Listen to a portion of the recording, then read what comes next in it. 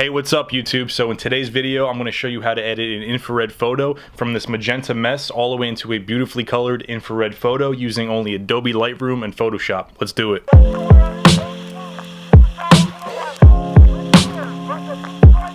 Alright, now that we have the raw infrared file opened up here in Lightroom, what we need to do first is we need to white balance the photo.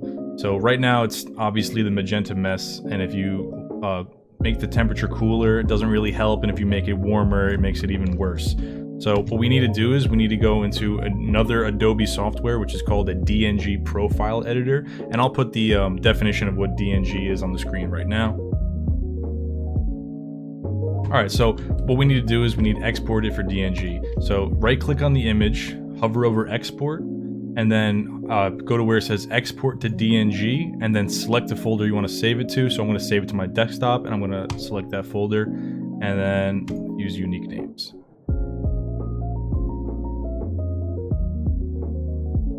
Alright, now that we have the DNG Profile Editor opened, I basically went to File, Open DNG Image, and I opened the raw DNG file of this photo into the DNG Profile Editor. So the first thing that we're going to do is we're going to go to where it says Color Matrices up here at the top, and then we're going to go down to the white balance, and we're going to just put the white balance to -100, make it as cool as possible. So if you see, it didn't really make too much of a difference, but what it's going to do is it's going to reset the white balance when we export this back into Lightroom. We made the temperature as cool as possible. And now what we're going to do is we're going to go to File, and then we're going to export your camera's profile settings so you can get that profile settings into Lightroom. So you're going to press Export, and then you're going to export the file into the correct space so that it shows up in your Lightroom.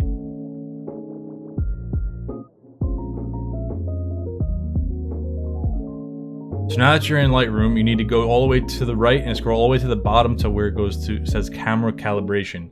And under Profile, you want to select the profile that you just created for this infrared photo, where you drag the temperature all the way to the left. So once you press on that profile, it'll make the correct changes.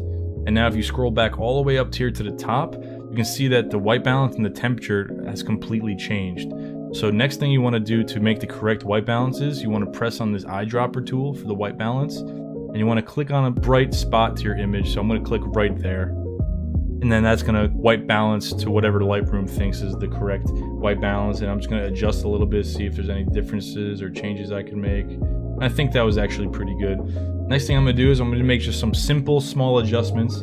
So I'm going to just bump up the contrast a little bit. I'm going to keep the highlights right there. I'm going to lower the shadows slightly. I'm going to boost the whites a little bit. I'm going to lower the blacks a little bit. I'm going to bump up the clarity to about 14 right there, and let's see, and then distortion, I'm just going to boost the distortion a little bit, and I'm going to do like about 10, and we made some minor adjustments here. So now what I'm going to do is I'm going to right click on the photo, and I'm going to go to Edit In, and then Edit in Adobe Photoshop.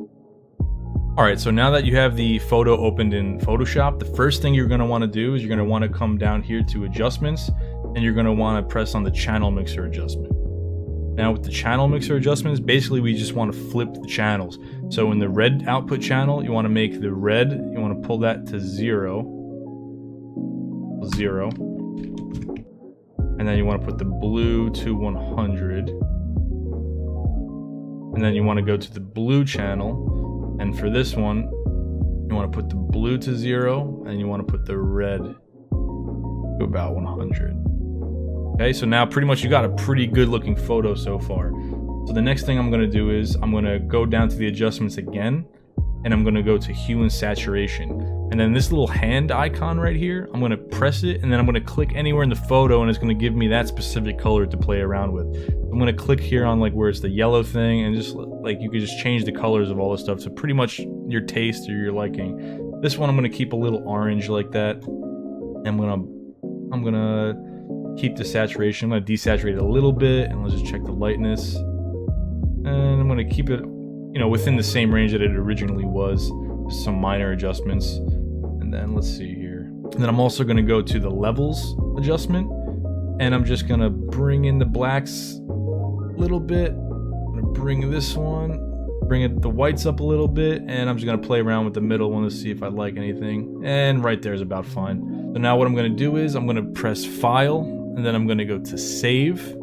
And then what this is gonna do is it's gonna put a copy of this edited photo into my Lightroom folder. Once it saves here at the bottom. Now if I go to Lightroom, a edited photo, what I did in Photoshop, is gonna show up here. And I can actually make even more adjustments to it. So this photo, I'm going to maybe just play around with it, just make it as crazy as possible. I'm gonna bump up the contrast to about +7, play with the highlights again, make it a little bit lower, bump up the shadows a little bit, bump up the whites a little bit, I'll lower the blacks slightly, gonna put some clarity again, about 14 clarity. I'm gonna play around with the vibrance and the saturation. And I don't really like that, so I'm actually just gonna keep it at what it was. I'm gonna bump up the blacks, give it that little faded look, bring down the whites a little bit, and I'm just gonna play around, do a little S curve with the tone curve. And that looks about fine. I'm just going pretty fast here for this tutorial. And then you can play around with all the colors, obviously, if you'd like. Play around with the oranges because we have a lot of orange there. Desaturate that a little bit, desaturate the reds. Bring up the luminance, make it a little bit brighter. Then we could play with some split toning. And just give it this weird little look here. Whatever my eye is interested in right now. Then we're gonna increase the sharpness slightly. Didn't really do too much. Then I'm gonna de-haze a little bit. +5, that's fine. Then you can play with the blue primary. I'm actually gonna bring it to about -8. There's something slight.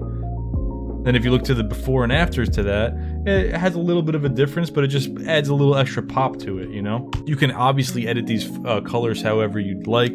This was just a quick little tutorial showing you how to get your infrared photos from that really just big magenta mess into a photo that you can actually look at without your eyes burning. So I'm gonna put the before and afters on the screen right now.